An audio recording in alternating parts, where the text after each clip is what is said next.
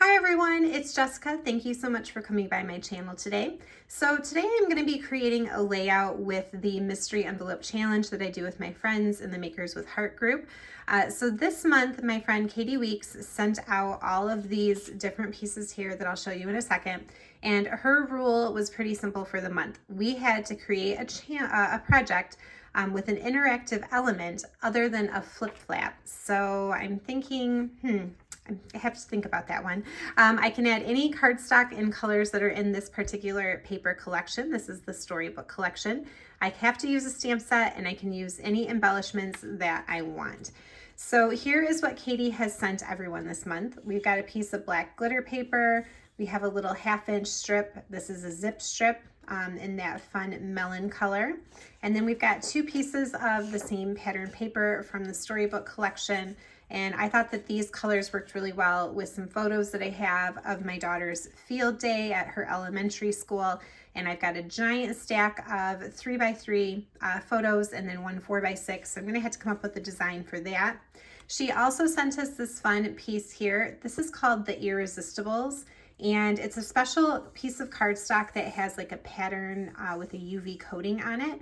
And when you do some ink blending on top of it, parts of that pattern will resist taking on the ink, so it will stay white. So you can create your own fun little background and pattern with that. I've not had a chance to play with these before, so I'm really excited about that piece that she sent in the envelope. And then before I get started, let's just comment on this, Kati. She has this funny little stamp here on the back of the envelope, and it says, "So are you still having those fantasies about the mailman?"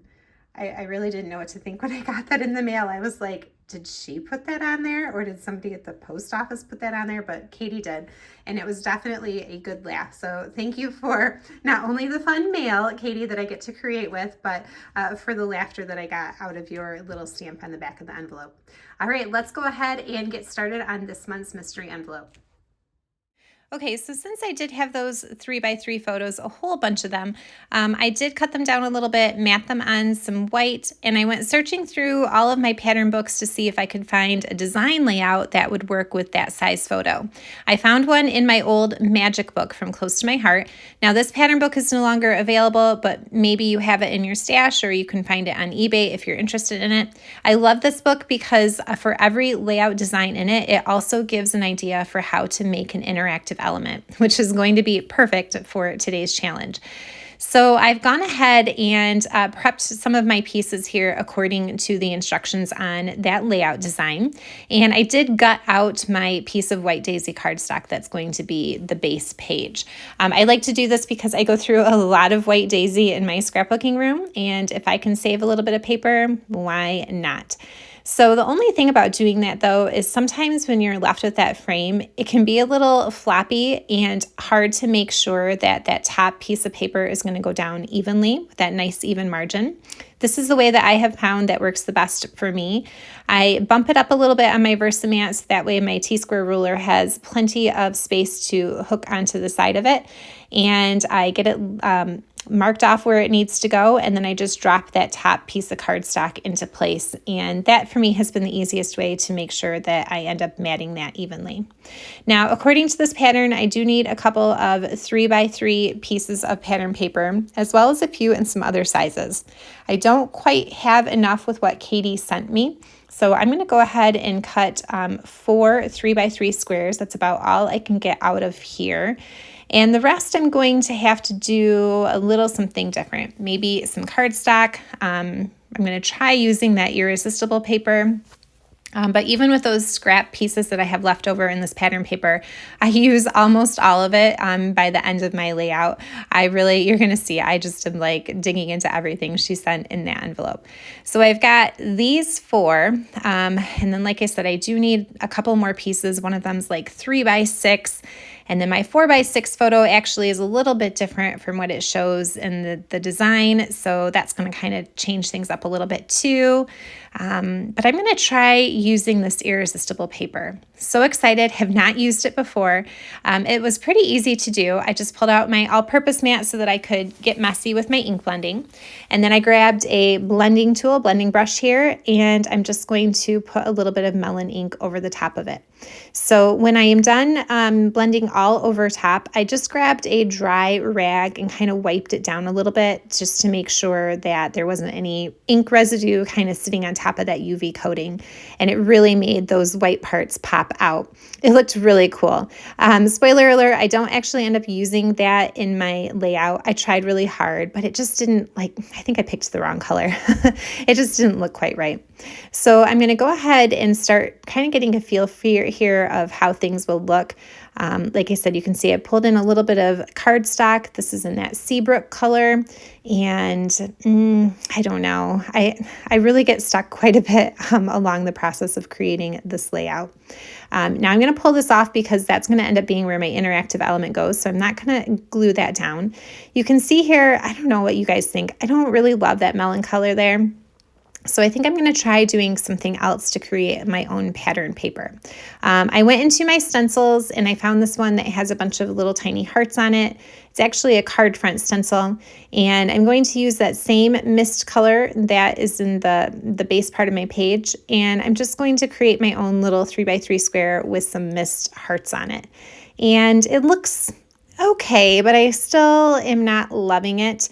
And so I kind of sit in that for a little while thinking about what to do in that bottom square. And then I realized, Jessica, you have so many photos to put on this layout. Just put another photo there. It doesn't call for one in the design layout, but there's no reason you can't put it there. So that's what I opted to do after all of this ink blending and stenciling and oh my goodness. All right, I'm going to turn my attention to that interactive piece so I can meet Katie's challenge. And according to the instructions in the book, I just needed to take two 12 by 12 inch strips of paper and then cut to whatever size I wanted them to be. So I have cut these at 3 by 12, and then I am scoring them at every 3-inch mark. So at the 3, the 6, the 9. And then I'm going to take some adhesive here and put basically 2 of those squares together so that now I have one gigantic strip with all of those score marks. At first, I did kind of fold them in the wrong way. Basically, you want to do it so that it's accordion style and back and forth, and like this. And, once I was done, I realized I probably didn't need to make my little interactive book quite so big. I probably could have cut a couple of those squares off. I didn't have that many photos to put on there, and when it's folded up, it ends up being about a 1/2 inch in height. So there is definitely a lot of dimension there. But after I've gone through and added the photos in and decorated it, it's going to get attached there at the back right there in that spot. This is what it looks like. So you can open it that way for 2 more photos, plus this way, more photos and journaling, more photos, some just little decorative pieces, another journaling spot. So yeah, lots of different options here. If you are a fan of flip flaps, you know that flip flaps are another great way to add photos in, but I thought this was a lot of fun to add even more. Now, like I said, you can see I have really used just about everything that Katie sent me. That little piece of black glitter paper, I didn't have another bit left on there to use. I cut so much stuff out of it. I went through and cut out the words field day for my title and a couple of stitched hearts from my thin cuts too that I'm going to use as some embellishments. She said we could use any embellishments we want, so I pulled out my sticker sheet that goes with this paper collection, the black chipboard pieces, and even a couple of black chipboard pieces from the It's the Little Thing collection. I do have to use the stamp set, so I went digging in my stash and I found a fire truck, since a lot of my photos have a fire truck in it. And I wanted my fire truck to be red, but I didn't want the whole thing to be red. So I stamped it twice, and then I'm going to do a little bit of careful fussy cutting and put the part that I want to be red over top of my black piece. And that way I still have the wheels and the ladder and whatnot are stamped in black, but a little bit of red on the top for the actual body of the truck. Okay, so for this interactive piece that's going to go up in that spot there, I decided rather than using my tape runner, I'm going to use some double-sided adhesive because I really want it to be stuck down to the page. Like I said, very thick and bulky. It's going to get a lot of movement on it. So I used some double-sided tape, and then I put a little bit of ribbon there just to tie it around it and keep it closed. And then now I'm just kind of messing with the embellishment part. I wanted to have that tied up and closed so that I could see it when I was figuring out my embellishments, although it's not actually adhered to the page just yet. So I kind of moved some things around. Some of my hearts here are just out of regular black cardstock because, like I said, I'd used all of that black glitter paper that Katie sent. And then I did pull out, this is a sticker from the sticker sheet, and I decided I needed a little bit more color up there on top of field. But then it was, my letters were already glued down and they were not quite evenly spaced from top to bottom on that piece of cardstock. So I'll put an arrow up there later. But yeah, just lots of stickers, and I just scattered some things around. I cut a lot of this out because it took me forever to figure out my embellishments. But all right, I think I'm ready to glue that interactive piece down.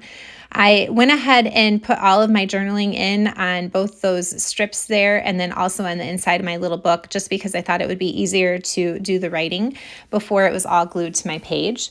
So before I get it down, I am going to deal with the page protector, right? Because this interactive piece needs to be able to move. So I used a grease pencil and kind of marked off where it was going to be behind the page protector. And I definitely want to poke a couple of holes in the four corners of it, so that way when I cut this out that it's not going to rip. Most of the times when I do like a flip flap, for example, and I cut my page protector, I don't bother with the poking of the holes, but on this one, I thought it might be a little bit more intense. Sorry about my head there. As far as people kind of like moving it and playing with it, and I really didn't want my page protector to rip. So I used an old eyelet setting tool just to kind of pop a couple of holes there in the four corners. And then I used like a craft knife to go along where I had drawn those lines in there with my grease pencil and just cleaned it all up when I was done. And so now, again, using that double-sided adhesive, because I really want to make sure that this is going to stay put as people are opening and closing this little booklet. I'm going to get that right there in that spot. And I suppose I can go ahead and tie my bow a little bit neater next time. Really burnish that down, get it folded back up, and then now I can put it back into my page protector. Obviously these photos here in this little book are not going to be behind a page protector of any sort, because that little booklet is out. And I think I'm okay with that because they are tied up and closed into the booklet. And then the page itself is going to be inside of my scrapbook and kind of closed and not really open to the air. But if you were concerned at all about that, then this would not be the way to go. Flip flap would probably be a better option because then your photos are inside some kind of plastic protection. So that is it. Yeah, it was a lot of work and it was a lot of fun. So thanks, Katie, for this month's mystery envelope challenge. I can't wait to see what all the other ladies have created. So we all release on the same day, and so I will leave their video links in the description box down below. Thank you so much for being here today and watching as I put this quite intense double page layout together. I feel like I need to go take a nap now. Oh my goodness. But it was a lot of fun, and I really love the interactive element and the recording of these memories where I got to go to my daughter's field day. All right, guys, thanks so much for watching. There are links to any of the products that are available in the description box down below. I will see you next time. Happy crafting. Bye.